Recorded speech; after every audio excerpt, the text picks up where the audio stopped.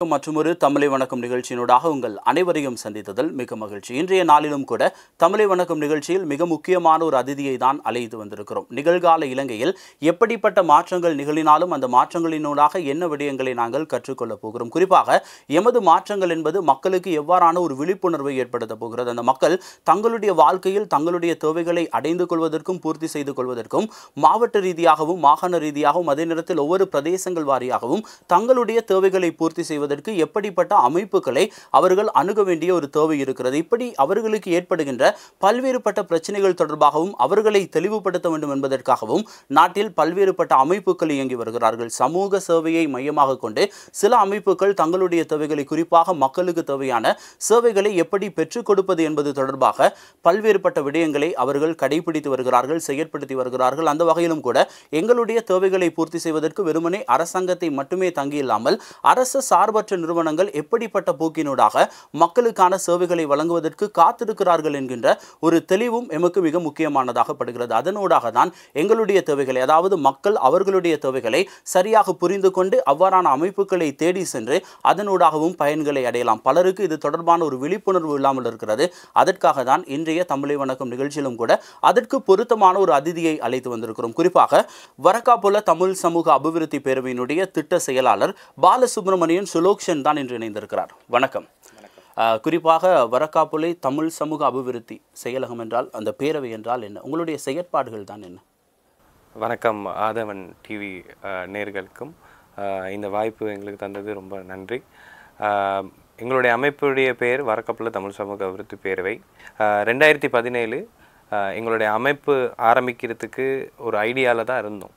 அதாவது வரக்காபுல பிரதேச சபைக்கு உட்பட்ட மலையக மக்கள், அதாவது தோட்ட மக்கள் எல்லாமே சேர்ந்து ஒரு அமைப்பாக ஆரம்பிக்கிறதுக்கு இருந்த சந்தர்ப்பத்தில் எங்களுக்கு ஒரு சிச்சுவேஷன் வந்துச்சு. சுகிர்தா என்ற ஒரு கேர்ள் இருக்காங்க. அவங்களுக்கு லிவர் ஆப்ரேஷன் ஒன்று இருந்துச்சு. அதாவது அறுவை சிகிச்சை ஒன்று. அந்த சிகிச்சை செய்கிறதுக்காக பெரிய ஒரு தொகையை நாங்கள் சேர்க்கறதுக்கு இருந்தோம். அப்போ தான் நாங்கள் எல்லாருமே அந்த தோட்டத்தில் இருக்கிற வரக்காபுல பிரதேச சபைக்கு உட்பட்ட எல்லா தோட்டங்களில் இருக்கவங்களையும் கூட்டிக்கிட்டு நாங்கள் கொழும்பில் வந்து இதுக்கான டொனேஷன்ஸ் தேடி போன சந்தர்ப்பத்தில் கூட நிறுவனங்கள், அதாவது எத்தனையோ நிறுவனங்கள் சொன்னது, சில நிறுவனங்கள் தந்தாங்க. பட் மற்ற நிறுவனங்களில் ஒரு பேசிக் நீட் ஒன்று இருக்குது. அதாவது ஒரு எப்படி நம்பி உங்களுக்கு தாரது, நீங்கள் ஒரு நிறுவனமா, பதிவுப்பட்ட நிறுவனமா, உங்களுக்கு ஒரு அக்கௌண்ட் இருக்கா, ஒரு தனிநபருடைய அக்கௌண்ட்டு, ஒரு செக்காக இருந்தாலுமே அவங்க கொடுக்குறதா இருந்தாலும் அது வந்து எப்படி நாங்கள் உங்களை நம்பி தாரது, அப்போ எங்களுடைய போர்டில் நாங்கள் முடிவெடுத்துட்டு தான் உங்களுக்கு தருவோம் அப்படின்னு சொல்லி ஒரு ப்ரொசீஜருக்கு கீழே போணுச்சு. அப்போ நாங்கள் அதுக்கப்புறம் கூட பேர் உதவி செஞ்சுருந்தாங்க.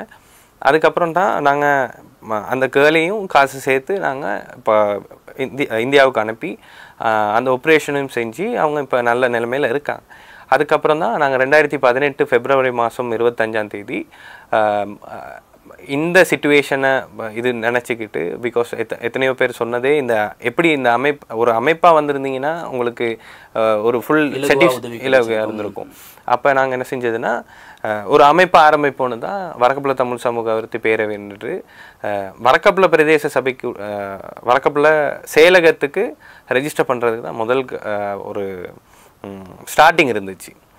இப்போ 6 வருஷம் ஆகும், ஒரு 5 வருஷம் தாண்டி போகக்குள்ள ஒரு சிச்சுவேஷனுக்கு பொறுத்து எங்களுக்கு ஓல் ஐலண்டை ரெஜிஸ்டர் பண்ணுற அளவுக்கு வந்திருக்கு.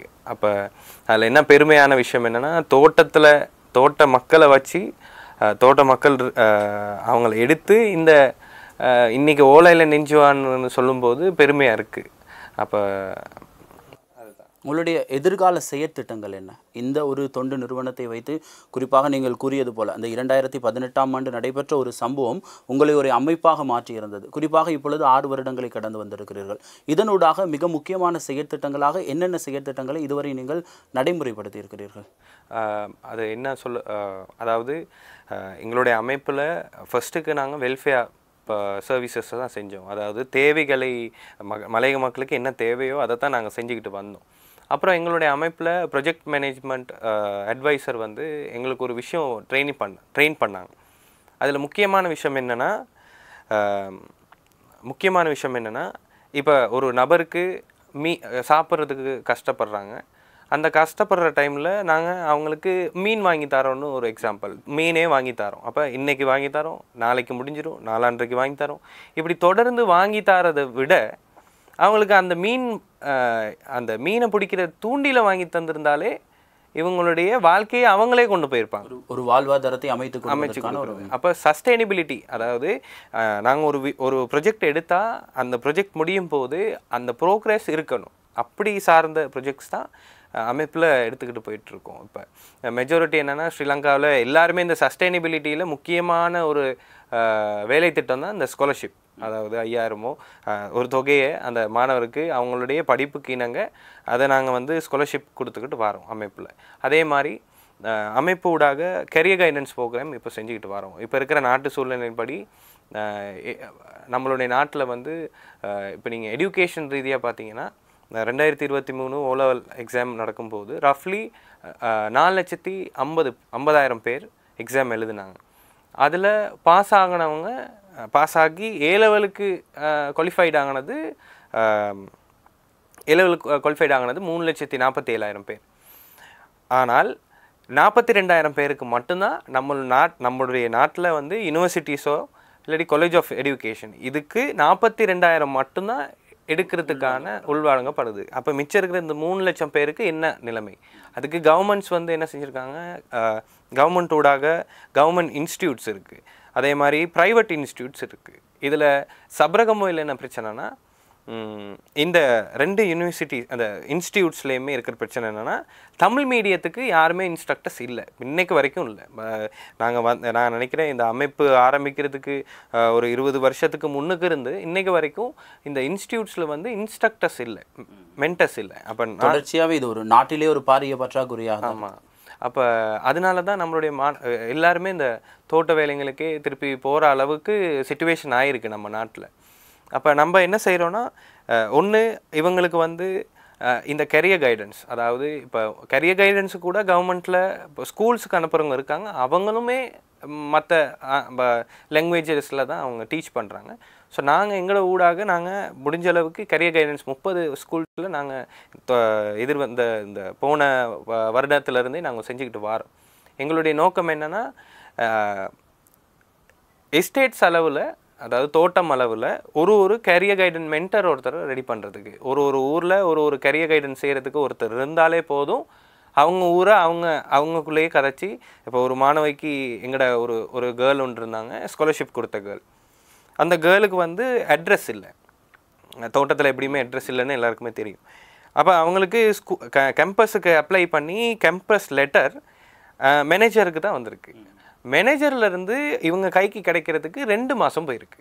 அப்போ இந்த 2 மாதம் ஆகினதுனால அந்த பிள்ளைக்கு அந்த காலேஜ் அந்த சான்ஸே இல்லாமல் போயிடுச்சு. அந்த மாதிரி சிச்சுவேஷன்ஸ் இருக்குது. நாங்கள் முடிஞ்ச அளவுக்கு இந்த எஜுகேஷனில் இப்போ புக்ஸ் வாங்கி கொடுக்குறதோ அதுக்கு விட இந்த கெரியர் கைடன்ஸ் ப்ளஸ் இவங்களை எப்படியாவது இந்த இண்டஸ்ட்ரியலுக்கு இதை இப்போ இருக்கிற இந்த அவங்களுடைய வாழ்க்கையை அவங்க கொண்டு போகிறதுக்கான ஒரு நிலைமைக்கு தான் நாங்கள் உருவாக்கிட்டு வரோம். அதுதான் மெயினாக போயிட்டுருக்கு அமைப்பில். உண்மையிலேயே பாராட்ட வேண்டிய அதே நேரத்தில் ஒரு விடயத்தை நாங்கள் தெளிவாக கூற வேண்டும்.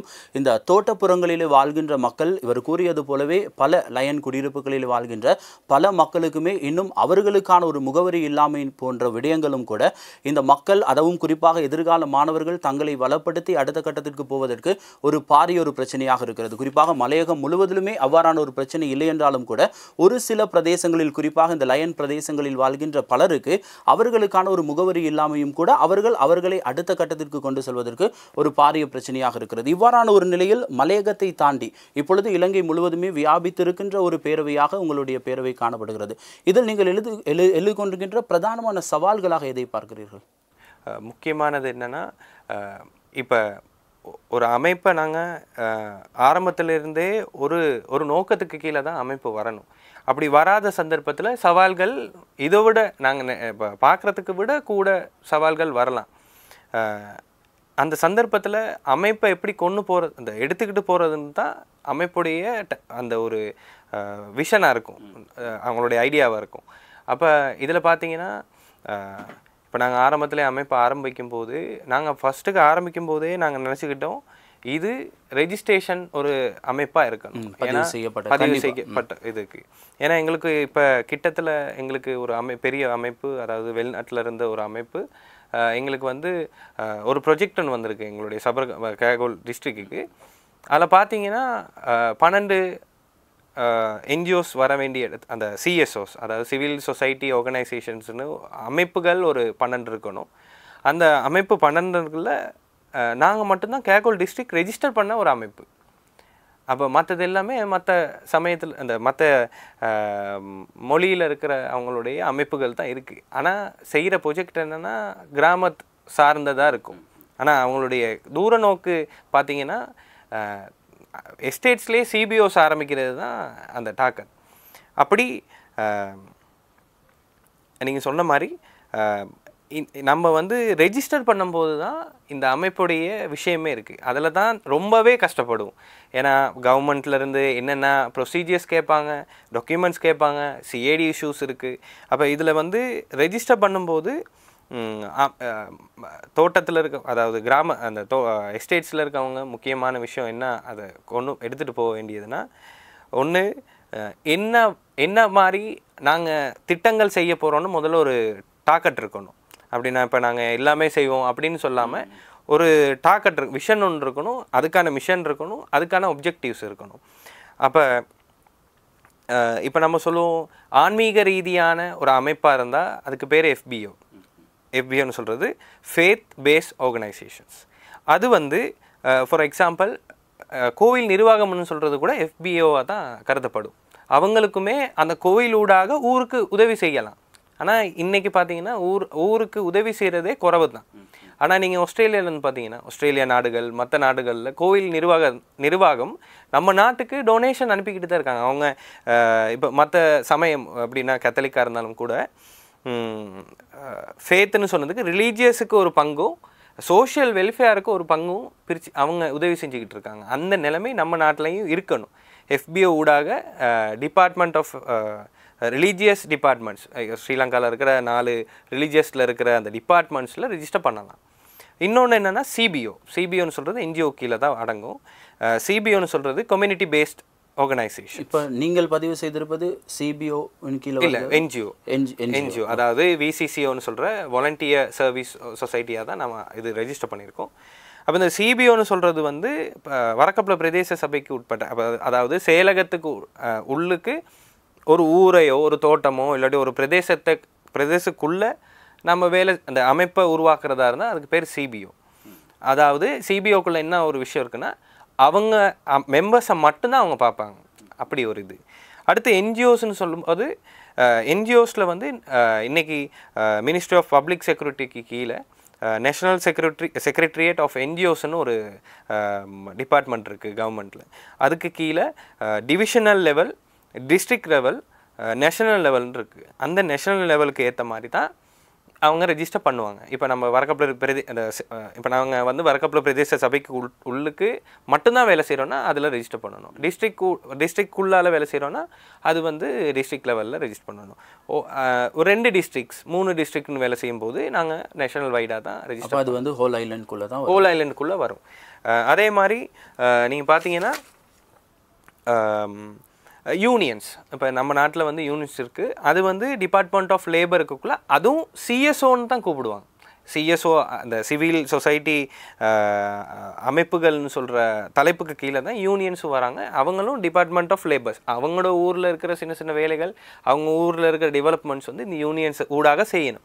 ஆனால் நம்ம நாட்டில் பார்த்தீங்கன்னா யூனியன்ஸ் அந்த ஊர் டெவலப்மெண்ட் இல்லாமல் அவங்களுடைய சுய டெவலப்மெண்ட்டுக்கும் சில இடத்துல போயிட்டுருக்கு. ஆனால் சில இப்போ இடத்துல நாங்கள் அவேர்னஸ் பண்ணி அவங்களுக்கு இதோடைய உண்மைத்தன்மை, இந்த யூனியன்ஸ் ஊடாக எவ்வளோ விஷயங்கள் நம்ம நாட்டில் செய்யலாம், அதெல்லாமே நாங்கள் ட்ரைனிங் கொடுத்துட்டு வரோம்.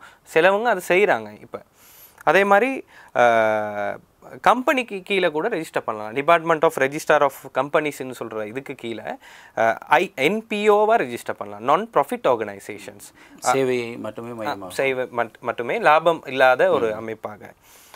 அதே மாதிரி அந்த நான் முதல்ல சொன்ன மாதிரி சிபிஓ என்ஜிஓன்னு சொல்கிறதுக்கெல்லாமே ஒரு கான்ஸ்டியூஷன் இருக்கும். அதில் இருக்கிற மெம்பர்ஸ்ன்னு தான் கன்சிடர் பண்ணுவாங்க. ஆனால் நாங்கள் எதிர்பார்க்குறது என்னென்னா, சிஎஸ்ஓ ஃபொரம்னு சொல்கிறது வந்து கொஞ்சம் டிஃப்ரெண்ட். அதாவது அமைப்புகளை சேர்ந்து ஒரு அமைப்பாக உருவாக்குறது, ஒரு பெரிய பேரவையாக உருவாக்குறது. அந்த இதுதான் எங்களுக்கு தேவைப்படுது. இப்போ உண்மையாகவே தமிழ் ஒரு சிஎஸ்ஓஸ் வந்து குறவு, சப்ரகமையிலையும் குறவு, மற்ற ஊர்கள்லேயும் இவங்க ரெடி பண்ணுறாங்க, அதில் நாங்கள் ஜாயின் பண்ணுறோம். ஆனாலும் நம்மடன்னு சொல்லி இந்த தோட்ட மக்களுக்காக ஒரு சிஎஸ்ஓ ஃபோரம்னு இல்லை. அப்போ அந்த இது ஒன்று இருக்குது. அதை ரெஜிஸ்டர் பண்ணுறதா இருந்தாலும் கூட அது இப்போ மெம்பர்ஸ் சார்ந்து தானே, என்ஜிஓஸ், எஃபிஓ எல்லாமே அடங்கும். ஆனால் இந்த சிஎஸ்ஓ ஃபோரம்னு சொல்லக்குள்ள அமைப்புகள் வந்து ஒரு ரிக்வஸ்ட் லெட்டர், அதாவது ஒரு அக்ரிமெண்ட் லெட்டர் ஒன்று எம்ஓஇ மாதிரி இருக்கும். அக்ரிமெண்ட் பண்ணி நாங்கள் எல்லாம் ஒரு 10 அமைப்புகள் சேர்ந்து ஒரு அமைப்பாக நாங்கள் ஆரம்பிக்கிறோம்னு சொல்லி உங்களுக்குள்ள ஒரு உடன்படிக்கை. இதனை யார் கட்டுப்படுத்துவார்கள்? அப்பொழுது யாருக்கு அதுக்குள்ளே ஏட்டான். இப்போ அதுலேயே இப்போ நம்ம சொல்லுவோம் நிறுவனம் தான் கட்டுப்படுறது இல்லை, அதில் இருக்கிற முக்கியமான ஸ்தானத்தில் அந்த பொசிஷனில் இருக்கிறவங்கள தான் இந்த சிஎஸ்ஓக்குள்ளே அடக்குவாங்க. ஒன்று செக்ரட்டரிஸ், பிரசிடென்ட், செக்ரட்டரி ஒரு ட்ரெஷரர், இது 3ல் யாராவது ஒருத்தர் இந்த சிஎஸ்ஓக்குள்ளே இருக்கணும். அப்போ ஏதாவது வேலைகள் வந்தாலோ அவர் சார்ந்து அவருடைய அமைப்பு வந்து உதவி செய்யணும். அதே மாதிரி அதுலேயும் தலைவர், பொருளாளர், செயலாளர் கான்ஸ்டியூஷன் எழுதுவாங்க. இப்போ நான் ஏன் இதை சொல்ல வரேன்னா, இப்போ இது நான் சொன்ன மாதிரி ஒரு டிபார்ட்மெண்ட்ஸ் இருக்குது, ஒரு சிஎஸ்ஓஸ் ரெஜிஸ்டர் பண்ணுறதுக்கு. ஆனால் அதுக்கு ஆக்ட் வந்து டிஃப்ரெண்ட், ஆக்டும் டிஃப்ரெண்ட், அதோடைய கான்ஸ்டியூஷன் அதாவது யாப்பு சட்டங்கள் டிஃப்ரெண்ட். யாப்பு சட்டம் படி தான் அமைப்பு இயங்கணும். அப்போ நம்ம சொன்ன மாதிரி முதல்ல சொன்ன மாதிரி எஃபிஓவாக இருந்துக்கிட்டு நாங்கள் என்ஜிஓ ஊடாக இப்போ நாங்கள் ஒரு என்ஜிஓ, நாங்கள் கோயில் கட்டுறதுக்கு இயலாது, முடியாது. எங்களுக்கு ஆன்மீகத்தை பரப்பையும் இயலாது, அது எங்களுடைய நோக்கம் இல்லை. அந்த மாதிரி ஒரு சிச்சுவேஷனில் தான் இந்த கவர்மெண்ட்டில் இருக்கவங்க நீங்கள் ஏன் அப்படி பண்ணுறீங்க, நீங்கள் ஏதாவது ஒரு ஃபோக்கஸ் பண்ணுறீங்களா, அந்த இதுதான் இதில் இருக்கிற பிரச்சனை. அதை கரெக்டாக நாங்கள் கான்ஸ்டியூஷன் படி நாங்கள் ஆரம்பத்தில் இருந்தே அமைப்பு இன்றைக்கி 6 இயர்ஸ் போகுதுன்னா, உண்மையாகவே நம்மளுடைய அமைப்பில் இன்றைக்கி 45 பேர் இருக்கும். இந்த 45 பேரில் 50% மலையகத்தில் தோட்டத்தில் வேலை செய்கிறவங்க தான் இருக்காங்க. அப்போ முழுமையாகவே உங்களுடைய அந்த வரக்காப்புலை அல்லது மலையகத்தை சார்ந்தவர்கள் தான் உங்களுடைய அமைப்பில் இருக்காங்க. அப்போ நாங்கள் ரெஜிஸ்டர் பண்ணும்போது, அந்த அமைப்புக்கு ஒரு மெம்பரை உள்ளுக்கு எடுக்கும் போதும் அவங்கள வந்து எலிஜிபிலிட்டி பார்ப்போம், அவங்களுடைய தகமைகள் என்னன்னு. அப்போ அவங்க வந்து பொலிட்டிக்கல் ரீதியானவங்களாக இருக்கக்கூடாது, அதே மாதிரி பேங்க்ரப்ட், அதாவது பேங்க்கில் ஏதாவது இஷ்யூஸ் இருக்கக்கூடாது, அடுத்து இலீகல் பிரச்சனைகள் இருக்கக்கூடாது, மைண்ட் சவுண்டட், அதாவது அவங்களுக்கு ஒழுக்கம், அதாவது அமைப்பில் நாங்கள் முன்னுக்கே அறிவிப்போம் இப்படி இந்த மாதிரி தான் அமைப்பில் இருக்கணும், ஒரு மீட்டிங் வந்தால் எப்படி இருக்கணும். இப்போ மெஜாரிட்டி ஸ்ரீலங்காவில் வந்து எத்தனையோ அமைப்புகள் இன்றைக்கி இல்லாமல் போனதுக்கு காரணம் என்னென்னா, இந்த மீட்டிங்கில் இருக்கிற பிரச்சனை தான். ஒரு மீட்டிங் கலந்துரையாடல் நடக்கும், அதில் யாராவது ஒரு ஆள் அந்த சத்தம் போட தொடங்குவாங்க, அவமரியாதை வார்த்தைகள் பாவிக்க தொடங்குவாங்க. அப்போ நாங்கள் என்ன செஞ்சுருக்கோன்னா, அதுக்கு தான் போர்ட் மீட்டிங்னு ஒன்று இருக்குது. பிரச்சனைகள் இருக்கும் சந்தர்ப்பத்தில் புகார் கடிதம் ஊடாக தான் இந்த போர்ட் ஆஃப் டிரெக்டர்ஸுக்கு அனுப்பணும். அவங்க தான் டிசிஷன் பண்ணுவாங்க, அவங்க யார் அந்த பிரச்சனைக்கான டாப்பிக்கோ அவங்கள வர வைப்போம். அப்போ இந்த மாதிரி நாங்கள் ஒரு ஆரம்பத்தில் இருந்தே ரெஜிஸ்டர் இல்லாட்டியும் கூட இந்த அமைப்பு ரூல்ஸ் அண்ட் ரெகுலேஷனோட நாங்கள் இந்த அமைப்பை கொண்டு போனால், ரெஜிஸ்டரே இல்லாட்டியும் கூட ரூல்ஸ் அண்ட் ரெகுலேஷன் ப்ளஸ் இப்போ மெம்பர்ஷிப் இதாக இருக்கட்டும், ஃபைனான்ஷியல் பாலிசியாக இருக்கட்டும், நாங்கள் ரெஜிஸ்டர் இல்லாட்டியும் ஆடிட் ரிப்போர்ட் செய்யலாம். எங்களுக்கு அந்த வாய்ப்பு இருக்குது. ஆடிட் ரிப்போர்ட் செஞ்சால் தான் ஒருத்தருக்கு நாங்கள் அனுப்பப்போம். இப்போ பெரிய ஒரு டோனரோ இல்லாட்டி ஒரு ஆர்கனைசேஷனுக்கும் நாங்கள் கொடுக்கும்போது ஆடிட் ரிப்போர்ட்டை கேட்பாங்க கண்டிப்பாக. அப்போ நாங்கள் ஆடிட் ரிப்போர்ட் செய்கிறதா இருந்தாலும் கூட வவுச்சர் இருக்கணும், ரெசிப்ட் இருக்கணும். வவுச்சர்னால் நாங்கள் ஏதாவது பில் ஒன்று எங்களுக்கு எக்ஸ்பென்ஸ் போணுச்சுன்னா அதுக்கான வவுச்சரோட கொடுக்கல் வாங்கல்கள் தொடர்பான முழுமையான விடயங்கள் எல்லாமே ஃபைனான்ஷியல் பாலிசி ரெஜிஸ்டர்ட் இல்லாமையும் செய்யணும். இப்போ கூட அமைப்புகள் அதுதான் பிரச்சனை, அவங்க பில்ஸ் எல்லாமே ஃபைல் பண்ணுறது இல்லை. அப்போ அந்த மாதிரி ஒரு சிச்சுவேஷன். மற்றது மீட்டிங்ஸ் என்னென்ன இருக்குதுன்னு, ஆனுவல் மீட்டிங் இருக்குது, அடுத்து போர்ட் மீட்டிங் இருக்குது, ஆர்டினரி மீட்டிங் இருக்குது, ஸ்பெஷல் மீட்டிங் இருக்குது. ஆர்டினரினா மாதாந்த கலந்துரையாடல், அதுக்கு கண்டிப்பாக ஆர்டினரி மெம்பர்ஸ், அதாவது நம்மளோட மாதாந்த கட்டணம் தரவங்க சேரணும், அந்த மீட்டிங்க்கு வரணும். அதில் வந்து தலைவர், பொருளாளர், செயலாளர், உபத்தலைவர் அவங்க எல்லாமே வந்திருக்கணும். அந்த மாதிரி ஒரு ப்ரொசீஜர்ஸ் இருக்குது. மற்றது ஸ்ட்ரக்சரல், எங்களோட அமைப்பில் உண்மையான விஷயம் என்னென்னா, ஸ்ட்ரக்சரல்னு பார்த்தீங்கன்னா top management, middle management, lower management, அதாவது மேல்நிலை மேனேஜ்மெண்ட்டும் மிடில், அதாவது நடுநிலை பொறுப்பாளர்கள் அந்த மாதிரி இருக்காங்க. அப்போ போர்ட் ஆஃப் டிரெக்டர்ஸ்ன்னு வச்சுருக்கோம். போர்ட் ஆஃப் டிரெக்டர்ஸ்க்கு கீழே ஆஃபீஸ் பேரஸ் இருப்பாங்க நடுநிலையில். அதில் வந்து தலைவர், பொருளாளர், செயலாளர், உபத்தலைவர் எல்லாமே இருப்பாங்க. அதுக்கு கீழே கோஆர்டினேட்டர்ஸ் இருக்காங்க. இப்போ உண்மையாக பார்த்தீங்கன்னா கோஆர்டினேட்டர்ஸ்னு சொல்லும்போது எங்களோட அமைப்பில் நாங்கள் முடிஞ்ச அளவுக்கு யூத்ஸ் தான் நாங்கள் டெவலப் பண்ணுறோம். எதிர்காலத்தை இலக்கு வைத்து. ஆமாம். ஏன்னா இதுக்கு ஒரு எக்ஸாம்பிள் என்னென்னா, ஒரு போய் கேட்பார் அப்துல் கலாம் சார்கிட்ட, டாக்டர் அப்துல் கலாம் கிட்ட, வட் இஸ் த எது இந்த நாட்டுடைய பவர்னு கேட்பாங்க. அப்போ இவர் சொல்லுவார், யூத் தான் the power of the country is youths. அப்போ யூத்னால தான் நம்மளுடைய நாடை டெவலப் பண்ண முடியும், அடுத்த கட்டத்துக்கு கொண்டு போகலாம். இளைஞர்களின் கையினுடைய தான் நாட்டினுடைய எதிர்காலம் இருக்கிறது. உங்களுடைய செயற்பாடுகள் எல்லாம் எப்படி இருக்கு? குறிப்பாக பொதுமக்களுக்கு நீங்கள் வழங்குகின்ற சேவைகளில் அடுத்ததாக நான் கேட்கின்றது இந்த வேலைவாய்ப்பு தொடர்பாக. மலையகத்தை எடுத்துக்கொண்டாலும் இருக்கின்ற மிகப்பெரிய ஒரு பிரச்சனை தான் இந்த வேலைவாய்ப்பு. இதற்கு உங்களுடைய இந்த பேரவையினூடாக எப்படிப்பட்ட மாற்றங்களை அல்லது ஒரு தெளிவூட்டலை கொண்டு வருவதற்கு என்ன வகையான செயற்பாடுகளை மேற்கொண்டீர்கள்? இப்போ உண்மையை சொன்னீங்கன்னா, இப்போ ஃபார் எக்ஸாம்பிள் நாங்கள் இப்போ ரிசர்ச் பண்ண பிறகு சப்ரகமோன்னு எடுத்திங்கன்னா 214 ஸ்கூல்ஸ் இருக்குது. இப்போ ஃபர்ஸ்ட்டுக்கு என்னென்னா ஸ்காலர்ஷிப் வந்து கிரேட் 5ல் முடிய அவங்களுக்கு எக்ஸாம்ஸ் வைப்பாங்க. அதில் பாஸ் பண்ணுற ஸ்டூடெண்ட்ஸுக்கு கவர்மெண்ட்டோடாகவே ஸ்காலர்ஷிப்னு அவங்களுக்கு மேல் படிப்புக்காக ஹெல்ப்னு தராங்க. அதுக்கு அடுத்த லெவல் தான் லெவல், ஆர்டினரி லெவல். அது வந்து நம்மளுடைய பேசிக்ஸ், அதாவது நம்ம எந்த நோக்கத்துக்கு போகிறோமோ அதோடைய எல்லா பக்கமான பேசிக்ஸை வந்து நாங்கள் ஆர்டினரி லெவலில் படிக்கிறோம். லெவல்னு சொல்லும் போது தான் ஸ்ரீலங்காவில் 4 ஸ்ட்ரீம்ஸ் தான் இருக்குது. ஒன்று சயின்ஸ் ஸ்ட்ரீம், ரெண்டாவது காமர்ஸ் ஸ்ட்ரீம், அடுத்து ஆர்ட் ஸ்ட்ரீம், இன்னொன்று டெக்னாலஜி ஸ்ட்ரீம். டெக்னாலஜி ஸ்ட்ரீமும் ஒரு சிச்சுவேஷன், நான் அது வரேன் அடுத்ததுக்கு. இந்த 4 எடுத்தீங்கன்னு சொன்னீங்கன்னா, நான் சொன்ன மாதிரி 214 வந்து வெறும் 4 ஸ்கூல்ஸில் தான் எங்களோட சப்ரகமுவையில் 4 ஸ்கூல்ஸில் தான் பயோ, மேக்ஸ், டெக்னாலஜி இருக்குது. இப்போ முதல்ல நான் அந்த சர்வே பண்ணேன் தானே, நான் சொன்னேன் 42,000 பேர் தான் செலக்டட் ஃபார், அதாவது அவங்க இதுக்கு பல்கலைக்கழகம். மிச்சம் இருக்கவங்க வந்து இந்த டெக்னாலஜி இருந்தாலே போதும், அவங்களுக்கு அவங்களுடைய வாழ்க்கை சுய தொழில் கூட அவங்களும் செஞ்சுட்டு போகலாம். அப்போ நாங்கள் என்ன செய்கிறோன்னா, இந்த கரியர் கைடன்ஸ் ஊடாக முடிஞ்ச அளவுக்கு இந்த பிள்ளைங்களுக்கு அவங்களுக்கு எது பிடிக்குமோ அதை நாங்கள் இது பண்ணுறோம். பிடிக்குன்னு சொல்கிறதுக்கு இப்போ கரியர் கீன்னு சொல்லி ஒரு பேப்பர் ஒன்று மெஜாரிட்டி மக்களுக்கு தெரியாதது என்னென்னா, கவர்மெண்ட்டில் கரியர் கைடன்ஸுக்குன்னு சொல்லி ஒரு டிபார்ட்மெண்ட்டே இருக்குது. அந்த கரியர் கைடன்ஸில் கரியர் கீன்னு சொல்லி ஒரு பேப்பர் ஒன்று இருக்குது. அந்த பேப்பரில் இவங்களுக்கு அவங்களுடைய மனசில் என்ன தோணுதோ அதை ஃபில் பண்ணி முடிய கடைசியாக ஒரு ரிப்போர்ட் வரும். இவங்களுக்கு இந்த ஃபீல்டில் போனால் இவங்களுடைய இலக்கை அடையலான்னு சொல்லி. இப்போ நம்ம சொல்லுவோம் எவியேஷன், நான் ஒரு எவியேஷன் சொல்லும்போது ஏர்க்ராஃப்ட் மெயின்டெனன்ஸ், ஒரு ஃப்ளைட்டை பற்றி நான் படிக்கணும்னு யாரோ சொன்னதுக்காக நான் படிக்க தொடங்கின பிறகு எனக்கு ஃப்ளைட் பற்றியே தெரியாட்டி, நான் ஃப்ளைட்டே கண்டதே இல்லை, மற்றது ஃப்ளைட்டை பற்றி விருப்பம் இல்லை அப்படின்னாலும் பாதியோட படிப்பை நிப்பாட்டிட்டு வேறு ஏதாவது தொழில்களுக்கு தான் போகிறாங்க. அதனால் நாங்கள் இந்த அமைப்பு ஊடாக என்ன எதிர்பார்க்குறோன்னா, இந்த அமைப்பு ஊடாக நாங்கள் செஞ்சுட்டு வர்றது முடிஞ்ச அளவுக்கு இவங்களை வந்து இந்த கரியர் கைடன்ஸ் ஊடாக இவங்களுக்கு அந்த யூனிவர்சிட்டி பாஸ் பண்ணுற பிள்ளைங்கள அந்த 42,000 பேர் இல்லாமல் இருக்கிற ஸ்டூடெண்ட்ஸை எப்படியாவது இண்டஸ்ட்ரியலுக்கு எடுக்கிறதுக்கு தான். இண்டஸ்ட்ரியல்னு சொல்லும்போது நம்ம நாட்டில் ஒரு பிரச்சனை என்ன இருக்குன்னா, 92%, அதாவது லிட்ரரி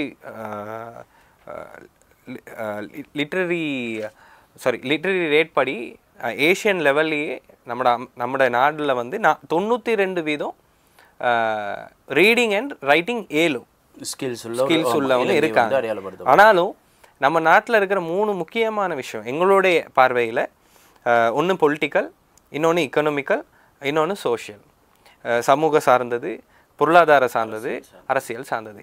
இதுக்கான சரியான நாலேஜ் நம்மளோட ஆக்களுக்கு இல்லை. அப்போ நாங்கள் அமைப்பு ஊடாக எம்பவர்மெண்ட் ஊடாக நாங்கள் இவங்களுக்கு கொடுக்குற இது என்னென்னா, அதாவது ட்ரைனிங்ஸ் என்னென்னா, அவேர்னஸ் என்னென்னா, 1 நாலேஜ். இப்போ நீங்கள் பொலிட்டிக்கல் எடுத்திங்கன்னா பொலிட்டிக்கல் சார்ந்து எந்தெந்த மினிஸ்ட்ரி எங்கெங்கெல்லாம் வேலை செய்யுது, எது டிபார்ட்மெண்ட்ஸ் இருக்குது. இப்போ செயலகத்தில் இருக்கிற 75 ஏரியாஸ் இருக்குது. ஒன்று கிராம சேவகையாக இருக்கலாம், வில்லேஜ் சர்வன்ட்ஸ்னு சொல்கிறது கிராம சேவகை. அதே மாதிரி நேஷனல் செக்ரட்டரி கீழே ஒருத்தர் இருப்பாங்க, அப்புறம் தோட்ட அமைச்சுக்கு கீழே ஒரு எஸ்டேட் டெவலப்மெண்ட் ஆஃபீஸர்ஸ் இருப்பாங்க. அந்த மாதிரி அந்த அவேர்னஸ் ஒன்று நாங்கள் இந்த பொலிட்டிக்கல் அந்த பொலிட்டிக்கல், எக்கனாமிக்கல், சோஷியல் கீழே அது நாங்கள் இது பண்ணிக்கிட்டு வரோம், அதாவது அவேர்னஸ்ன்னு கொடுத்துக்கிட்டு வரோம். அதில் முக்கியமானது இந்த நீங்கள் சொன்ன மாதிரி எக்கனாமிக்கலில் தான் இருக்கிற பிரச்சனையே. இண்டஸ்ட்ரியல், அக்ரிகல்ச்சர், சர்வீஸ், இது 3 தான் நம்ம நாட்டில் மெயினாகவே. இப்போ தொழில் வாய்ப்புனாலே இது 3க்கு தான் பிரிக்கிறாங்க. அப்போ நான் முதல்ல சொன்ன மாதிரி இந்த சயின்ஸும் மேக்ஸும் டெக்னாலஜியும் இல்லாட்டி ஆர்ட்ஸ் அண்ட் கொமர்ஸ் தான் இருக்குது. இது எல்லாமே இந்த சர்வீஸ் சொல்கிற அந்த சர்வீசஸ்ன்னு சொல்கிற லேபர் ஃபோர்ஸுக்கு கீழே தான் அடங்குறாங்க. இப்போ நான் சொன்ன மாதிரி எக்கனாமிக்கு கீழே இண்டஸ்ட்ரியல், அக்ரிகல்ச்சர், சர்வீஸ், இது 3 தான் நம்ம நாட்டில் இருக்குது. இப்போ கொரியா எடுத்திங்கன்னா கொரியாவில் ஃபிஷரிங்கும் இருக்குது. நம்ம நாட்டில் மெஜாரிட்டி சர்வீசஸே இந்த 3 தான். அதில் இந்த சர்வீசஸ் லேபர் ஃபோர்ஸ்னு சொல்கிறதுல 60% சர்வீசஸில் தான் இருக்காங்க. நம்ம நாட்டில் ப்ரொடக்ஷன் குறைவு. அப்போ ப்ரொடக்ஷனுக்கு யார் தேவைப்படுது? இந்த சயின்ஸ் ஸ்ட்ரீம்லேயும் டெக்னாலஜி ஸ்ட்ரீம்லேயும் மேக்ஸ் ஸ்ட்ரீம்லேயும் போனவங்கள தான் நாங்கள் வந்து அந்த இண்டஸ்ட்ரியல் பக்கத்துக்கு எடுக்கலாம். அப்போ வேக்கன்சிஸ் இருக்குது, ஆனால் அதுக்கான பிள்ளைங்களுடைய குவாலிஃபிகேஷன்ஸ் பத்தலை, அதுக்கான தயார்படுத்தக்கூடிய வசதியும் கூட இல்லாதது ஒரு பிரச்சனை. அப்போ முடிஞ்ச அளவுக்கு நாங்கள் வொகேஷனல் ட்ரைனிங் ஆஃபீஸர்ஸை எடுத்து நாங்கள் ஸ்கூல்ஸுக்கு எடுத்து அவங்களுக்கு இது பண்ணுறது.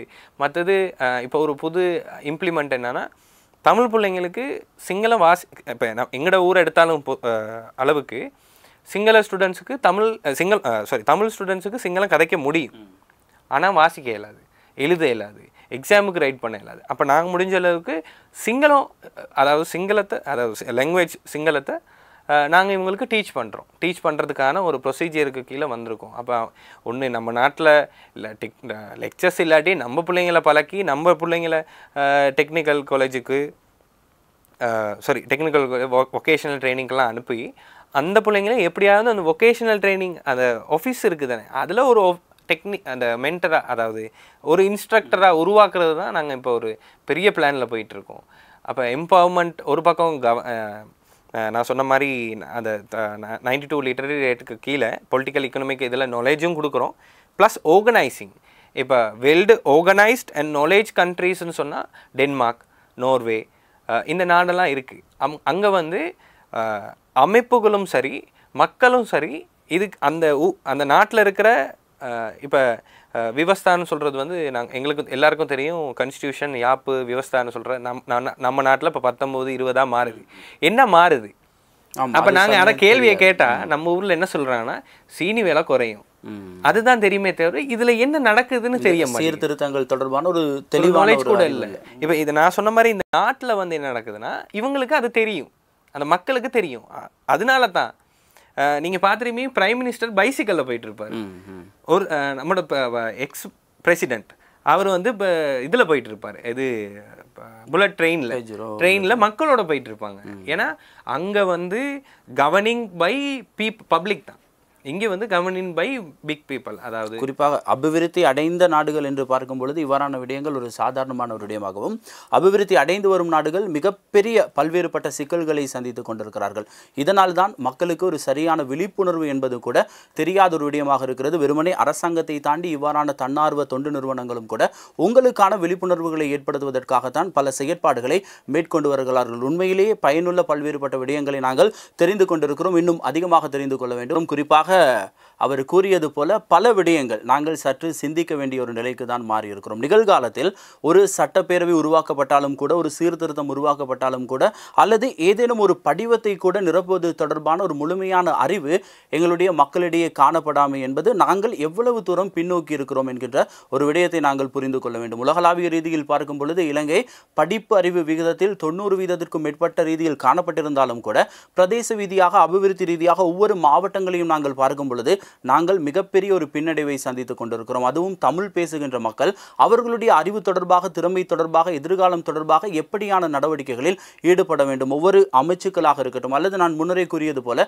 இந்த தன்னார்வ தொண்டு நிறுவனங்களினூடாக எப்படிப்பட்ட நன்மைகளை நாங்கள், இந்த பயன்களை நாங்கள் பெற்றுக்கொள்ள வேண்டும் என்கின்ற ஒரு சரியான ஒரு புரிதல் இல்லாமையும் கூட அந்தந்த பிரதேசங்களில் சிலருக்கு கிடைக்கின்ற அத்தனை வரப்பிரசாதங்களும் அதே மாவட்டத்தில் பிரதேசத்தில் வாழ்கின்ற ஒரு சில மக்களுக்கு கிடைக்காமலே செல்வதற்கான காரணம் உங்களுக்கு இது தொடர்பான தெளிவு இன்மை என்கின்ற ஒரு பிரதானமான விடயம் தான் இருக்கிறது. இது தொடர்பாக தான் நமக்கு பாலசுப்ரமணியம் சுலோக்ஷன் அவர்கள் பல்வேறுபட்ட விரிவான விடயங்களை வழங்கியிருக்கிறார்கள்.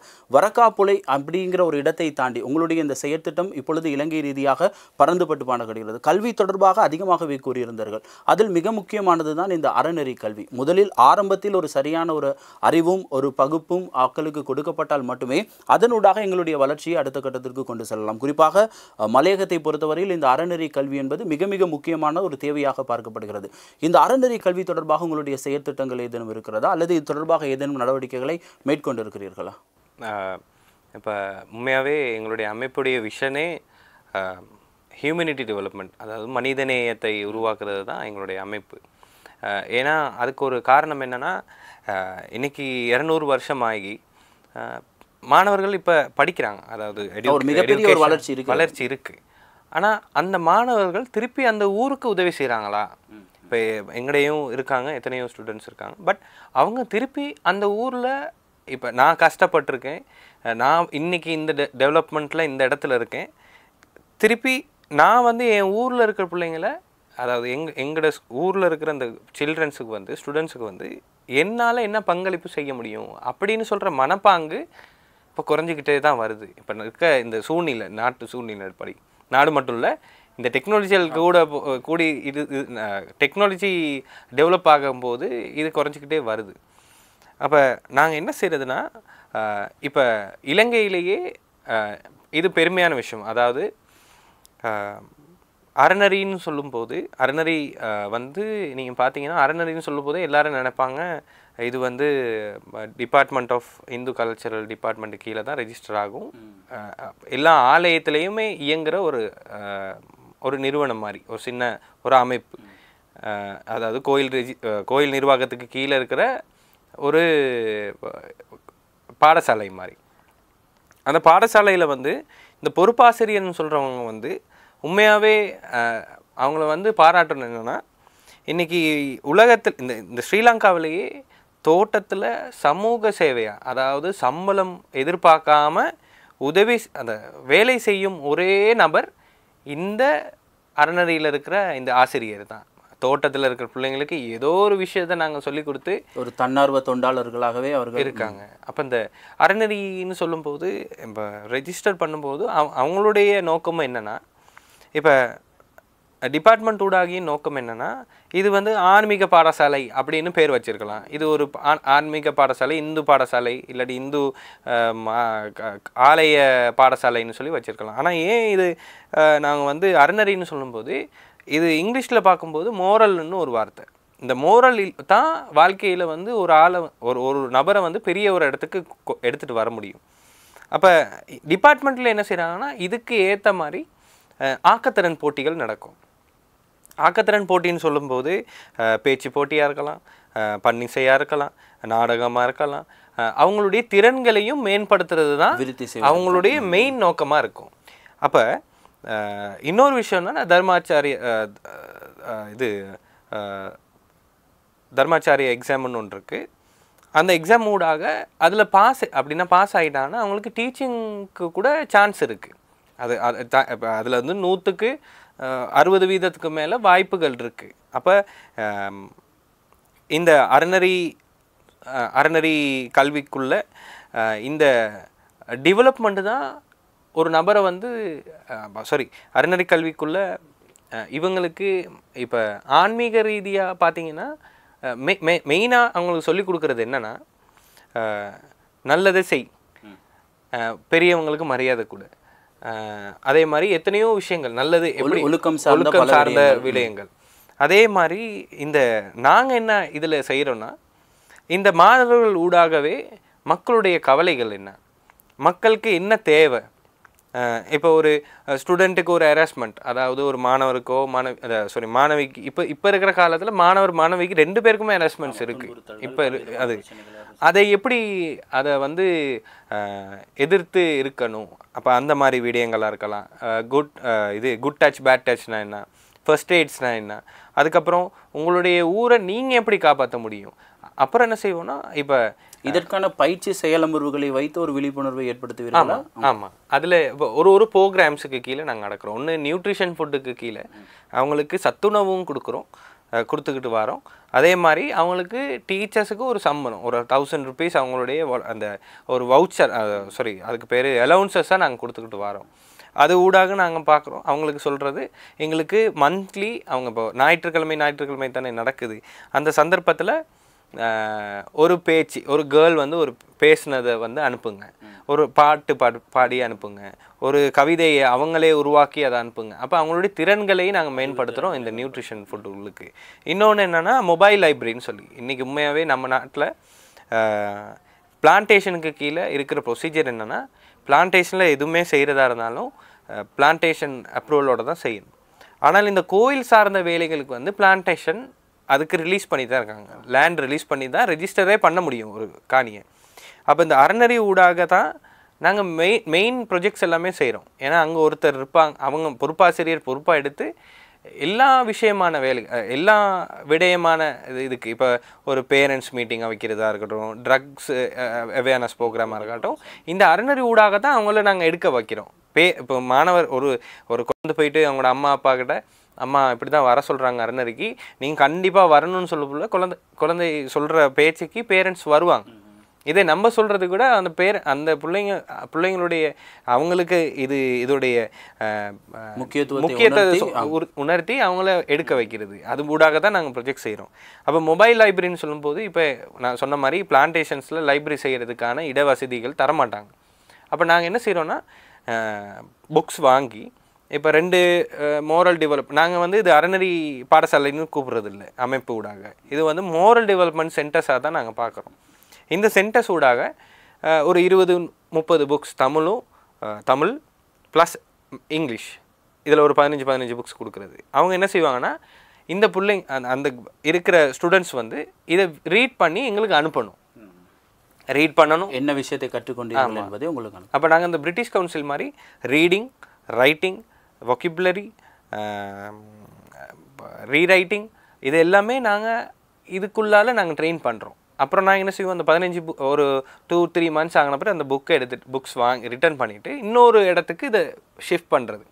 ஸோ புக்ஸுடைய வேல்யூபிளும் இருக்கும். ஏன்னா கூட இடத்துல புக்ஸ் வாங்கி போடுவாங்க, புக்ஸ் வாங்குவாங்க, நான் அதோடைய யூஸ் வாசிக்கிறது இல்லை. ஸோ நாங்கள் அப்படி மாறி மாறி மொபைல் லைப்ரரி இப்போ இது செஞ்சுக்கிட்டு இருக்கோம். அந்த மாதிரி மோரல் டெவலப்மெண்ட் ஊடாகத்தான் நாங்கள் இந்த ப்ரொஜெக்ட்ஸ் எல்லாமே போயிட்டுருக்கு. ஏன்னா நீங்கள் சொன்ன மாதிரி சின்ன வயசுலேருந்தே இந்த பிள்ளைங்களுக்கு இந்த ஸ்டூடெண்ட்ஸுக்கு வந்து நாலேஜை கொடுத்து முதல்ல ஹியூமனிட்டியை உருவாக்கி அவங்களுடைய மனிதநேயம் ஒன்று உருவாக்கி அது ஊடாகத்தான் அவங்க படிப்பு ரீதியான ஒரு இடத்துக்கு வந்தாலும் திருப்பி அந்த ஊருக்கு உதவி செய்கிற மாதிரி தான் செய்கிறதுக்கான வாய்ப்புகள். இப்போ எங்களுடைய அமைப்பில் பார்த்தீங்கன்னாலும் ஆரம்பிக்கும் போது 18 இருந்தது, இன்றைக்கி 45 பேர் இருக்கும். இந்த 45 மெம்பர்ஸில் வாலண்டியர்ஸ் மட்டும் 20 பேர் இருக்காங்க. இந்த 20 வாலண்டியர்ஸும் எங்களுடைய அமைப்பு ஊடாக சஸ்டைனபிலிட்டி கிடைச்சவங்க தான். அப்படின்னா நாங்கள் இவங்களுக்கு கவுன்சிலிங் பண்ணி இந்த மோரல் டெவலப்மெண்ட் ஊடாக எடுத்த ஸ்டூடெண்ட்ஸ் தான் இன்றைக்கி எங்களுடைய அமைப்பில் வாலண்டியர்ஸாக ஹெல்ப் பண்ணுறாங்க. அதுதான் பெரிய ஒரு விஷயம் எங்களோட அமைப்பில். அப்படி ஒரு நிலை இருக்கும் பொழுது நிதி ரீதியான சவால்கள் உங்களுக்கு அதிகமாகவே ஏற்படக்கூடிய ஒன்று. இவைகளை இன்னும் அடுத்த கட்டத்திற்கு அல்லது இதைவிட பெரிதாக செய்ய வேண்டுமாக இருந்தால் ஒரு நிதி ரீதியான ஒரு தேவைப்பாடு உங்களுக்கு இருக்க வேண்டும். இவைகளை எப்படி நீங்கள் பூர்த்தி செய்கிறீர்கள்? இப்போ உண்மையான விஷயம் என்னென்னா, என்ஜிஓன்னு சொன்னாலும் கூட சில அமைப்புகள், அதாவது மெஜாரிட்டி அமைப்புகளே கோஆர்டினேஷனாக இருக்கலாம், இல்லாட்டி அதில் ஏதாவது பதவிகளாக இருந்தாலும் அவங்களுக்கு சேலரி பே பண்ணுறாங்க. பிகாஸ் அந்த மாதிரி ப்ரொஜெக்ட்ஸ் வருது, அட்மினிஸ்ட்ரேஷனுக்கும் காசு தராங்க. எங்களுடைய அமைப்பில் என்னென்னா, இப்போ இந்த மாதத்துலேருந்து எங்களுக்கு ஆரம்பிக்கப்படுது ஒரு வெளிநாட்டு யுஎஸ்ஐட்ஸ்ன்னு சொல்கிற அமைப்பு ஊடாக எங்களுக்கு ப்ரொஜெக்ட்ஸ் ஆரம்பிக்கப்பட்டிருக்கு, ஐஎஸ்டி ஊடாக எங்களுக்கு. அது வந்து உண்மையாகவே எங்களுக்கு இப்போ தான் ஒரு அமைப்பாக இப்போ ஒரு வெளிநாட்டில் இருக்கிற ஒரு கவர்மெண்ட் ஏஜென்ட் ஊடாக எங்களுக்கு ஒரு ஹெல்ப் கிடைக்கிது. சர்வதேச ரீதியான ஒரு அங்கீகாரத்தையும் இப்பொழுது நீங்கள் பெற்றுவிட்டீர்கள். அப்போ இதுக்கு முதல்ல என்ன நடந்துச்சுன்னா, நாங்கள் மெம்பர்ஸ் எல்லாமே கண்ட்ரிபியூஷன் தான், எல்லாருமே ஒரு 500 rupees. அப்புறம் நாங்கள் என்ன செய்வோன்னா, இந்த வாலண்டியர்ஸ் இல்லாமல் எங்கள்கிட்ட கேட்டகரிஸ் இருக்குது மெம்பர்ஷிப். அப்போ இந்த ஆர்டினரி ஹார்னரின்னு சொல்கிறதுல நாங்கள் 500 கலெக்ட் பண்ணோம், மாதாந்த சந்தாபனம். அதை வச்சு தான் நாங்கள் இதை கண்டினியூ பண்ணிகிட்டு போனோம். அது மட்டும் இல்லாமல் வெவ்வேறு அமைப்புகள் ஊடாக இப்போ நான் என்ன சொல்கிறேன்னா, எங்கேயுமே நம்ம மட்டும் இல்லை மற்ற ஆர்கனைசேஷன்ஸாக இருந்தாலும் ஒரு ப்ரொஜெக்ட் எடுக்கும்போது மானிட்டரிங் காஸ்ட்டு வந்து கண்டிப்பாக இருக்கணும்னா பெரிய அமௌண்ட் இல்லை. இந்த அட்மினிஸ்ட்ரேஷன், அதாவது ஒரு வாலண்டியருக்கு ஒரு டிரான்ஸ்போர்ட் அலவன்சஸ், அதே மாதிரி ஒரு கரண்ட் பில், ஒரு பேப்பர் பில், இப்போ இதெல்லாமே செய்யாட்டி என்ன பிரச்சனை ஆகும்னா, இப்போ வெளிநாட்டில் இருந்து காசு அனுப்புகிறவங்க மெஜாரிட்டி ஒருத்தர் கோல் எடுக்கிறாங்க ஃபேஸ்புக் கூடாக. எங்களுக்கு அப்படி ஒரு சிச்சுவேஷன் நடந்துச்சு. ஃபேஸ்புக் கூடாக எனக்கு இப்படி தான் கண் பார்வை குறைவு, என் குடும்பத்தையே நான் தான் பார்க்குறேன்னு சொன்ன பிறகு அவங்க காசு அனுப்புகிறாங்க அவங்களுக்கு. இதே மாதிரி இன்னொருத்தருக்கு காய்ச்சிருப்பாங்க அவங்க. அப்போ 2 காசையும் எடுத்துக்கிட்டு 2 காசும் வரும். ஆனால் இவங்களுக்கு கண் பார்வை நல்லா தான் இருந்திருக்கும். எப்படி இவ்வாறான இதுகளை இனம் காண்பீர்கள்? அதாவது எங்களுடைய அமைப்பில் பேசிக் ரிக்வயர்மெண்ட் டாக்குமெண்ட்ஸ் இருக்குது. இப்போ பெனிஃபிஷரி டாக்குமெண்ட்னு ஒன்று இருக்குது.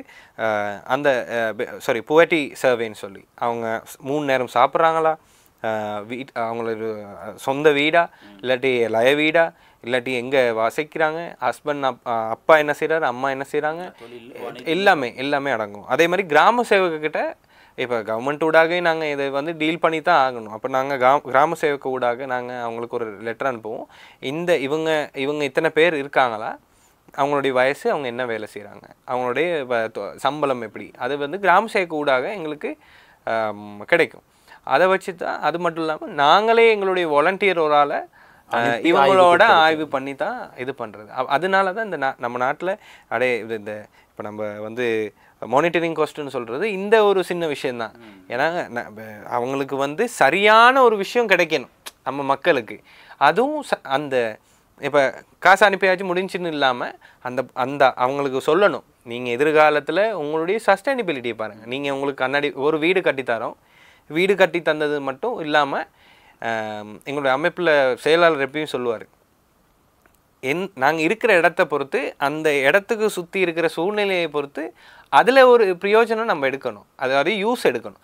வீடு இருந்தாலும் வீட்டுக்குள்ளே சரி, ஏதாவது ஒரு பிஸ்னஸ் ஒன்று, ஒரு சுய தொழில் வேலைன்னு சரி செய்கிற அளவுக்கு அவங்க இம்ப்ரூவ் பண்ணால் தான் எங்களுக்கு அவர்களுடைய அந்த எதிர்கால இருப்பை தக்க வைத்துக் கொள்வதற்கு, அவர்களை சுயமாக அவர்களை மேம்படுத்திக் கொள்வதற்கு ஏதேனும் ஒரு விடயத்தை செய்ய வேண்டும். குறிப்பாக உங்களுடைய இந்த செயற்பாடுகளை எல்லாம் தாண்டி இப்பொழுது நீங்கள் கிட்டத்தட்ட 6 வருடங்களை பூர்த்தி செய்திருக்கிறீர்கள். உங்களுடைய எதிர்காலம் தொடர்பாக மக்களிடம் பிரதானமாக நீங்கள் எதிர்பார்க்கின்ற ஒரு விடயமாக என்ன இருக்கிறது? என்னென்னா, இப்போ நம்ம நாட்டில் வந்து இப்போ அமைப்பு ரீதியாக நாங்கள் பார்க்குறது என்னென்னா, எஸ்டேட்ஸில் வந்து தோட்ட ரீதியாக நான் சொல்கிறேன், இப்போ மெஜாரிட்டி தோட்ட ரீதியாக போகிறதுனால அட்வொகசின்னு சொல்கிறது முக்கியமான ஒரு விஷயம். அட்வொகசின்னு சொல்கிறது போராட்டம். ஆனால் அந்த போராட்டத்தை எப்படி செய்யணும்னு உங்களுக்கு தெரிய மாட்டேங்குது. அதாவது நம்ம சொல்லுவோம் போராட்டத்தை எடுத்தால் நம்ம சொல்கிறோம் ஒரு நபரை இல்லாமக்கிறதுக்கோ, அதுக்கு இல்லை நான் சொல்கிறேன், நாங்களும் இருக்கோன்னு காட்டுறதுக்கு சரி. இப்போ வரக்கப்பிள்ளையில் தமிழாக்கள் இருக்காங்களா அப்படின்னு சொல்கிறதுக்கு சரி, நாங்கள் அட்வொகசி பண்ணணும். அப்படின்னா நாங்கள் இருக்கோம், எங்களோட மலையக மக்கள் இருக்கோம், இதில் இவ்வளோ பேர் இருக்கோம்னு சொல்லி ஒரு மீடியா ஊடாக நாங்கள் பப்ளிசிட்டி பண்ணணும். அந்த பப்ளிசிட்டி ஊடாக என்ன நடக்கும்னா, மற்ற நிறுவனங்கள், இப்போ நம்ம நாட்டில் இல்லாட்டியும் கூட மற்ற இப்போ எத்தனையோ நிறுவனங்கள், சர்வதேச இன்டர்நேஷ்னல் என்ஜிஓஸ் இருக்குது, எம்பசிஸ் இருக்குது, ஏஜென்ட்ஸ் இருக்காங்க. அவங்க ஊடாக இந்த மக்களுக்கு ஏதாவது உதவிகள் எடுக்கலாம். ஆனாலும் தோட்ட மக்கள் என்ன நினைக்கிறதுனா, இப்போ நாங்கள் ஒரு போராட்டம் போனாலும் சரி, ஒரு அட்வொகசியோ இல்லாட்டி இவங்களோட எம்பவர்மெண்ட் ப்ரொஜெக்ட்ஸுக்கு நாங்கள் சேர்ந்தாலும் கூட சுப்ரிண்டன் எங்களுக்கு ஏதாவது பிரச்சனை ஆக்கிடுவாங்களா, இல்லாட்டி யூனியன்ஸ் ஊடாக ஏதாவது இஷ்யூஸ் வந்துருமா, இதுக்கு நாங்கள் எதுக்கு போகணும், அந்த அப்படின்னு இருக்கிற மைண்ட் செட்டை மாற்றுறது தான் முதல் வேலையாக நாங்கள் அவேர்னஸ் பண்ணிக்கிட்டு வரோம். ஏன்னா அப்படி இருந்தால் நம்மளுக்கு நம்ம நாட்டில் வந்து எதுவுமே முன்னுரிமையாக நம்ம கேட்காட்டி யாருமே செய்ய மாட்டாங்க. அதுதான் உண்மை. நீங்கள் கூறியதை ஆழமாக பார்த்தால் சிந்திக்க வேண்டிய ஒரு விடயம்தான். ஆனால் அந்த மக்களுக்கு ஒரு பயம் இருக்கிறது. தொழில் ரீதியாக நான் ஒரு போராட்டத்தில் கலந்து கொண்டால் என்னுடைய அன்றைய நாள், குறிப்பாக ஒவ்வொரு நாள் வாழ்வாதாரத்தை வைத்து, அவர்களுக்கு கிடைக்கின்ற லாபத்தை வைத்து, வருமானத்தை வைத்து தான் வாழ்ந்து கொண்டிருக்கிறார்கள். இவ்வாறான மக்களுக்கு மத்தியில் ஒரு விழிப்புணர்வை எப்படி ஏற்படுத்தி அவர்களுடைய மனதை மாற்றக்கூடிய ஒரு செயற்பாடு? அந்த ப்ரொசீஜர் தான் இப்போ போயிட்டுருக்கு. எப்படின்னா, அதாவது இவங்களுடைய தேவைகள் கவர்மெண்ட் ரீதியான விஷயங்கள் தான் நாங்கள் இதில் வந்து இம்ப்ளிமெண்ட் பண்ணி அட்வொகசி எடுக்கிறோம். தோட்டத்தில் இருக்கிற பிரச்சனையை நாங்கள் உள்ளடக்கிறது இல்லை. ஏன்னா நாங்கள் பிளான்டேஷன் மேனேஜருக்கு இன்ஃபார்ம் பண்ணுவோம், நாங்கள் இப்படி ஒரு அட்வொகசி செய்கிறோம், வெல்ஃபேர் சைடில் தான் நாங்கள் எதிர்பார்க்குறோம். அதாவது கவர்மெண்ட் ரீதியான சர்வீசஸ் எங்களுக்கு வரணும், கவர்மெண்ட் ரீதியான உதவிகள் வரணும். இப்போ உண்மையாகவே பார்த்தீங்கன்னா 1992 தான் நம்ம நாட்டில் தான் முதல்ல பிளான்டேஷன், அதாவது இந்த தோட்ட சார்ந்த, அதாவது இப்போ நான் முதல்ல சொன்ன மாதிரி பொலிட்டிக்கல் இண்டஸ்ட்ரியலுக்குள்ளே எக்கனாமிக்கலுக்குள்ளே இண்டஸ்ட்ரியல் அக்ரிகல்ச்சர் சர்வீசஸ்ன்னு இருக்குது. அதில் அக்ரிகல்ச்சரில் மெயின் நம்ம நாட்டில் இருந்து எக்ஸ்போர்ட் பண்ணுறதே இந்த ரப்பர் அண்ட் டீ தான். முதல்ல ஸ்ரீலங்கா தான் அது பொறுப்படுத்தி செஞ்சுக்கிட்டு இருந்தாங்க. பட் 92ல் இந்த லாபம் இல்லாதனால தான் இந்த பொறுப்பு கொடுக்குறாங்க கம்பெனிக்கு இல்லை. அதுக்கும் அது வந்து பார்லிமெண்ட் ஆக்ட், அதாவது பார்லிமெண்ட் ஆக்டு கீழேயும் கவர்மெண்ட் ரீதியான இப்போ இந்தியாவிலேருந்து ஃபோர்ஸ் பண்ணி, அதாவது ஃபோர்ஸ்னு சொல்கிறது அவங்க போராட்டங்கள் அது மாதிரி இந்த ஸ்ரீலங்காவுக்கு ஃபோர்ஸ் பண்ணி இது பண்ணது தான் சில ஆக்ட் இருக்குது. ஆனால் இப்போ நாங்கள் வந்து நான் அந்த முதல்ல சொன்ன மாதிரி எதுக்கு அட்வொகசி பண்ணுறோன்னு நம்மளுக்கு தெரியணும். ப்ளஸ் அதோடைய கடைசி சஸ்டைனபிலிட்டி இருக்கான்னு தெரிஞ்சு தான் செய்யணும். இப்போ நம்மளுக்கு 1000 சம்பளத்தை கூட்டுங்கன்னு சொன்னதுக்கு நம்ம அது வந்து நாங்கள் சம்பளம் கூட்டுறதுக்கான ஒரு இது பண்ணுறோன்னு சொல்லுவோமே, ஒரு அட்வொகசி செய்யணும். அதோடைய சஸ்டைனபிலிட்டி எப்படி? அப்போ நம்ம அட்வொகசி பண்ணால் அதுக்கப்புறம் என்ன செய்யணும், அப்புறம் இப்போ இருக்குது ரைட் இன்ஃபர்மேஷன் சொல்லி, அதாவது நாங்கள் அட்வொகசி பண்ண பிறகு அதை எந்த ஒரு கம்பெனி, அதாவது ஆஃபீஸர் இருக்காங்களோ அவங்களுக்கு அதை ஒரு லெட்டராக அவங்களுக்கு கொடுக்கணும். அட்வொகசி செய்கிறாங்களே தவிர அந்த லெட்டர் அனுப்புறது இல்லை. ஸோ என்ன நடக்குது, பொலிட்டிக்கல் ரீதியாக இவங்களை அட்வொகசி எடுத்து பொலிட்டிக்கல் ரீதியான இருக்கவங்களை பெரிய ஆக்கள் ஆக்குறாங்களே தவிர இந்த அட்வொகசி செஞ்சவங்களுக்கு ஒன்றுமே கிடைக்கிறது இல்லை. அதற்கு பிறகு அவர்களுடைய சம்பளம் வெட்டுப்படுதல் போன்ற பல்வேறுபட்ட பிரச்சனைகளை அவர்கள் சந்திக்கிறார்கள். குறிப்பாக இவ்வாறான மக்களுக்கு ஒரு விழிப்புணர்வு, நீங்கள் கூறியது போல எதிர்கால இளைஞர்களை மையமாக வைத்து பல்வேறுபட்ட செயற்பாடுகளை மேற்கொள்கிறீர்கள். இந்த மாற்றம் நீங்கள் எப்படிப்பட்ட ஒரு மாற்றத்தை அதுவும் எதிர்கால மலையகத்தில் நிலவ வேண்டும் என்று நினைக்கிறீர்கள்? உண்மையாக சொன்னீங்கன்னா நம்ம சொன்ன மாதிரி இந்த நம்ம நாட்டில் யூத்ன்னு நீங்கள் சொல்கிற மாதிரி இளைஞர்கள் ஊடாக்க மட்டும்தான் நம்மளுடைய நாடை மாற்ற முடியும். ஏன்னா இப்போ நம்ம நாடு மட்டும் இல்லை, சில நாடுகளில் வந்து இந்த ஸ்ட்ரெஸ்ன்னு சொல்கிறது கூடிடுச்சு. சில நாடுகளில் அப்படி இல்லை. அவங்களுக்கு என்னென்னா எல்லாமே இருக்குனால அவங்களுக்கு ஸ்ட்ரெஸ்ன்னு ஒன்றும் இல்லை. நம்மளுக்கு இல்லாதனால நம்மளுக்கு ஒரு ஸ்ட்ரெஸ் இருக்குது. அதனால் பெரிய ஆக்களை வச்சு நம்மளுக்கு பெரிய பெரிய வேலைகள் செய்கிறது கஷ்டம். இப்போ சில அமைப்புகள் வந்து என்னென்னா ரிட்டையர் ஆகின வயசில் தான் அமைப்புக்குள்ளேயே சேருவாங்க. அந்த டைமில் அந்த ஒரு உற்சாகமோ அவங்களுக்கான அந்த ஒரு எஃபர்ட் இருக்காது. அப்போ யூத்ஸுக்கு எடுத்து நாங்கள் செய்யும் போது இருக்கிற பிரச்சனைகள் என்னென்னா, இது ஒரு சின்ன பொடியும் தானே, இவர் சொல்கிறத நாங்கள் எதுக்கு கேட்கணும், அந்த நிலைமையை தான் மாற்றணும். யூத்ஸுக்கு ஏலும் நம்மளுடைய நாடு டிஃப்ரெண்ட் பண்ண. ஃபார் எக்ஸாம்பிள் பில்கேட்ஸ் எடுத்திங்கன்னா, பில்கேட்ஸ் வந்து 31 இயர்ஸ் 31 வயசில் தான் அவர் வந்து கோஃபவுண்டராக மைக்ரோசாஃப்ட் இதை வந்து கண்டுபிடிக்கிறாரு. அது வந்து 31 இயர்ஸ் ஓல்டில். அப்போ 31 வயசில் இவர் என்ன சின்னால் தானே, இவங்க சொல்கிறதெல்லாம் நாங்கள் எதுக்கு கேட்கணும்னு அந்த இடத்த அவங்களுக்கு வாய்ப்பை கொடுக்காமல் இருந்திருந்தா இன்றைக்கி பில்கேட்ஸை நம்மளுக்கு தெரியாமல் போயிருக்கலாம். அப்போ அந்த வாய்ப்பு கொடுத்ததுனால தான், யூத்ஸுக்கு வாய்ப்பு கொடுத்தா நம்மளுடைய நாடு மாறும். அப்போ அதனால் நாங்கள் முடிஞ்ச அளவுக்கு, இப்போ நான் கூட 28 வயசு நான் இந்த அமைப்பில் இது சேரும்போது 22 6 வருஷம் ஆகுது. 22 வயசுலேயே கான்ஸ்டியூஷன் எழுதினாள் நான். அப்படின்னா உண்மையாகவே கான்ஸ்டியூஷன் எழுதுறதுக்கு ஒரு லோயரோ ஒரு அனுபவசாலிகளோ அப்படி வச்சு தான் எழுதணும். அப்போ எங்களுக்கு பாராட்டினதே அதுதான். ஏன்னா ஒரு கான்ஸ்டியூஷனாக இருக்கலாம், அமைப்புடைய சட்டத்திட்டங்களாக இருக்கலாம், எம்பவர்மெண்ட்டாக இருக்கலாம், அவேர்னஸாக இருக்கலாம், கவர்மெண்ட் சர்வீஸாக இருக்கலாம், என்னால் மற்றவங்களுக்கு சொல்லி கொடுக்குற ஒரு நிலைமையில் நான் இருக்கேன். ஏன்னா யூத்ஸாக இருந்ததுனால தான். இதே பெரிய ஆக்களாக இருந்தால் சில வேலை இருந்திருந்தால் செய்யலாம். அப்போ வாய்ப்புகள் கொடுக்கணும். அதை தான் நாங்கள் இந்த அமைப்பு ஊடாக செய்கிறோம். நிச்சயமாக பல முக்கியமான விடயங்களை பேசியிருந்தோம். மலையகம் தொடர்பாக பேசினால் பேசிக்கொண்டே போகலாம். மக்களுக்கான ஒரு விழிப்புணர்வு என்பது நிகழ்காலத்தில் அதிகமாகவே தேவைப்படுகிறது. நாளைய இளைஞர்கள் தான் இந்த நாட்டினுடைய எதிர்காலம் என்கின்ற ரீதியில் உங்களுடைய செயற்பாடு, குறிப்பாக மலையகத்திலும் லட்சக்கணக்கான இளைஞர்கள் இப்பொழுது தொழில் வாய்ப்புகளாக இருக்கலாம், அல்லது இந்த கல்வி தொடர்பான விடயங்களாக இருக்கலாம், பல்கலைக்கழகங்களுக்கு தெளிவாகுவதாக இருக்கலாம், அவர்களுடைய செயற்பாடுகளில் ஒரு வளர்ச்சி ஏற்பட்டிருக்கிறது. ஆனால் அதன் மூலமாக உங்களுடைய பிரதேசங்களுக்கு நீங்கள் எப்படிப்பட்ட எப்படிப்பட்ட விதைகளை விருட்சமாக்கப் போகிறீர்கள், உங்களுடைய எதிர்காலம் தொடர்பாக நீங்கள் எப்படிப்பட்ட மாற்றங்களை உங்களை சார்ந்த அந்த பிரதேசங்களுக்கு விதைக்கப் போகிறீர்கள் என்பது மிக மிக முக்கியமானதாக இருந்தது. அண்மையில் இவர் கூறிய ஒரு மிக முக்கியமான ஒரு விடயம்தான், பலரும் கல்வி கற்கிறார்கள், தொழில் வாய்ப்புகளுக்கு செல்கிறார்கள், ஆனால் இவர்கள் மீண்டும் அந்த பிரதேசங்களுக்கு வந்து என்ன செய்கிறார்கள் என்கின்ற ஒரு கேள்வி. இதுதான் 200 வருடங்களை கடந்தும் உலகளாவிய ரீதியில் இருக்கின்ற பிரச்சனைகளை தாண்டி, இலங்கையில் இருக்கின்ற பிரச்சனைகளை தாண்டி மலையகத்தில் மட்டும்தான் இன்னும் அடிப்படை பிரச்சனைகளை கூட சரி செய்ய முடியாத அளவுக்கு பல்வேறுபட்ட தேவைகள் என்பது தொடர்ச்சியாக காணப்படுகிறது. அதனால தான் இதே இந்த தமிழை வணக்கம் நிகழ்ச்சியில் ஒவ்வொரு அதிதிகளை நாங்கள் அழைத்து வந்து அவர்களிடம் இருக்கின்ற நல்ல விடயங்களினூடாக உங்களுக்கு ஒரு விழிப்புணர்வை ஏற்படுத்த வேண்டும் என்கின்ற ஒரே காரணத்தினால் பலவிதமான முயற்சிகளில் ஈடுபட்டிருந்தோம். அந்த வகையில் நிகழ்காலத்திலும் கூட அவர்களுடைய இந்த கல்வி சார்ந்த அபிவிருத்திகள் தொடர்பாக, வேலை வாய்ப்புகள் தொடர்பான பல்வேறுபட்ட விடயங்களை எங்களுக்கு வழங்கியிருந்தார். குறிப்பாக அடிப்படை கல்வியிலிருந்து எப்படி ஒரு மேம்பட்ட சமுதாயத்தை நாங்கள் உருவாக்குவதற்கு, அதற்கு மலையகத்திலே இருக்கின்ற இளைஞர்கள் எப்படி உங்களை நீங்கள் அடுத்த கட்டத்திற்கு கொண்டு செல்வதற்கு தயார்படுத்த வேண்டும். அதே போன்று மக்கள் உங்களுடைய ஒவ்வொரு தேவைகளையும் பூர்த்தி செய்வதற்கு வெறுமனே அரசாங்கத்தினால் நிவாரணம் வழங்கப்படும் அல்லது அரசியல் கட்சிகளை சார்ந்தவர்கள் எங்களுக்கு ஏதேனும் ஒரு செயற்திட்டத்தை வழங்கி வைப்பார்கள் என்கின்ற ஒரு நம்பிக்கையோட காலத்தை கடந்து கொண்டு செல்லாமல் இவ்வாறான தன்னார்வ தொண்டு நிறுவனங்களும் இருக்கிறார்கள், அரசு சார்பற்ற நிறுவனங்கள் இருக்கிறது. இவர்களினூடாகவும் கூட பல்வேறுபட்ட விடயங்களை, குறிப்பாக உங்களுடைய பிரதேசங்களுக்கு இவர்கள் வந்து இவரான பயிற்சி செயலமர்வுகளை மேற்கொள்ளும் பொழுது முடிந்தவரை இவைகளில் கலந்து கொண்டு அதனூடாக நீங்கள் பயன்களை அடைய வேண்டும் என்கின்ற ஒரு நல்ல சிந்தனையோடு தான் இந்த காலை வேளையிலும் கூட எங்களுடைய அழைப்பை ஏற்று பல்வேறுபட்ட வேலை மலுக்களுக்கு மத்தியில் நீங்கள் வந்து பல விடயங்களை கூறியிருந்தால் உண்மையிலேயே மக்களுக்கு பயனுள்ளதாக இருந்திருக்கும் என்று நம்புகிறோம். உங்களுடைய வருகைக்கு எங்களுடைய நன்றிகள். நன்றி.